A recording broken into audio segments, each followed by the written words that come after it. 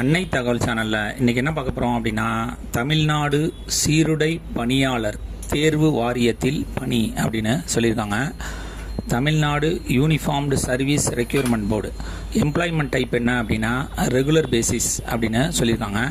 மொத்தம் எத்தனை வேக்கன்சிக்கு கால்ஃபர் பண்ணியிருக்காங்க அப்படின்னா 3644 போஸ்டிங்க்கு கால்ஃபர் பண்ணியிருக்காங்க. Constable grade 2, jail warden grade 2, fireman posting அப்படின்னு சொல்லியிருக்காங்க. பிளேஸ் ஆஃப் போஸ்டிங் எங்கே அப்படின்னா தமிழ்நாடு.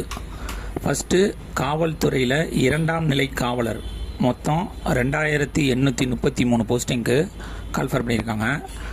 சிறை மற்றும் சீர்திருத்தத்துறை 2ஆம் நிலை சிறை காவலர் 142 ஆண்கள் மற்றும் 38 பெண்களுக்கு கால்ஃபர் பண்ணியிருக்காங்க. மொத்தம் 180 போஸ்டிங்.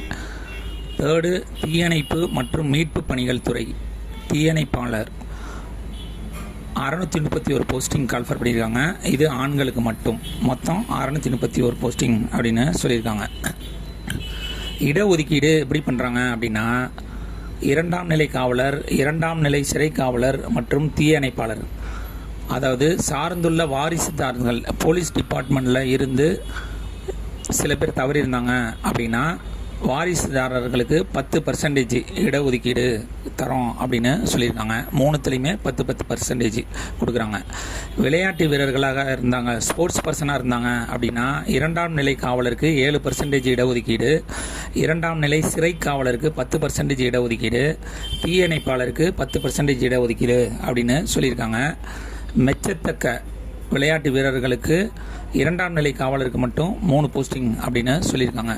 முன்னாள் இராணுவத்தினருக்கு எக்ஸ் சர்வீஸ் மேனாக இருந்தாங்க அப்படின்னா அவங்களுக்கு 2ஆம் நிலை காவலருக்கு 5% இடஒதுக்கீடு, 2ஆம் நிலை சிறை காவலருக்கு 5% இடஒதுக்கீடு, தீயணைப்பாளருக்கு 5% இடஒதுக்கீடு அப்படின்னு சொல்லியிருக்காங்க. ஆதரவற்ற விதவியாக இருந்தாங்க அப்படின்னா 2ஆம் நிலை சிறை காவலருக்கு 3% இடஒதுக்கீடு, 2ஆம் நிலை சிறை காவலருக்கு 3% இடஒதுக்கீடு அப்படின்னு சொல்லியிருக்காங்க.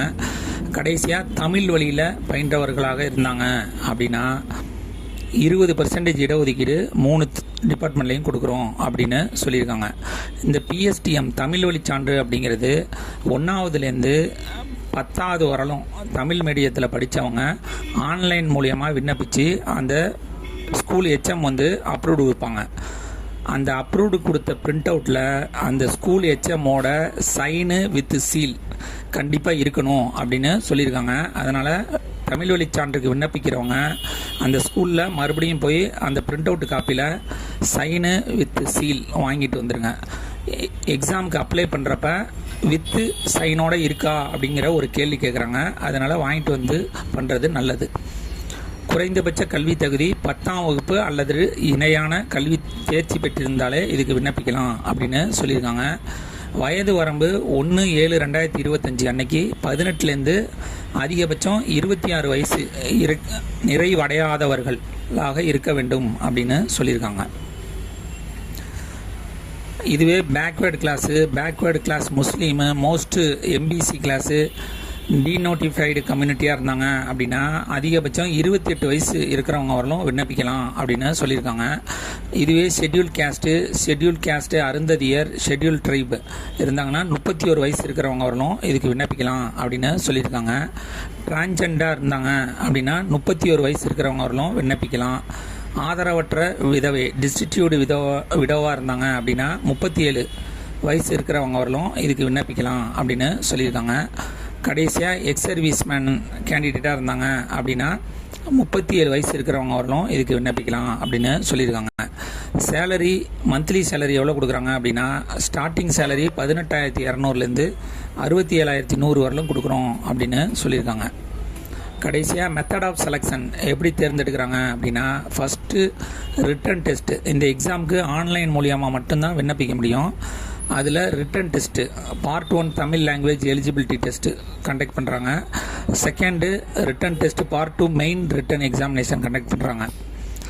Third physical measurement test, 4th endorsement test, 5th physical efficiency test, 6வது சர்டிஃபிகேட் வெரிஃபிகேஷன், 7வது ஃபைனல் ப்ரொவிஷனல் செலக்டட் லிஸ்ட்டு வெளியிடுவோம் அப்படின்னு சொல்லியிருக்காங்க.